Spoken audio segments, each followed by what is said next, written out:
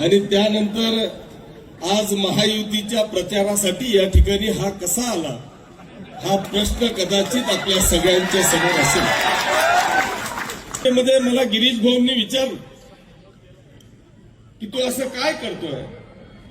त्यावेळेस मी गिरीश भाऊंना, मला वाटतं रेल्वे स्टेशनवरच मी भाऊंना उत्तर दिलं की भाऊ, जर का इथे राष्ट्रवादी, उभाठा, काँग्रेस यांचा अख्खा सत्यानाश झालेला असेल तर मी लढू कोणाबरोबर, हा प्रश्न माझ्या समोर आहे.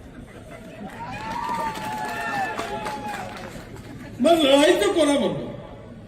तिथे जर का राष्ट्रवादी नाही, काँग्रेस नाही, शिवसेना नाही, आणि म्हणून जे खरे मातब्बर आहेत उभाठा, उपस्थित असलेल्या सर्व मतदार माता भगिनींना, बांधवांना या निमित्तानं या ठिकाणी आपल्याला सांगणार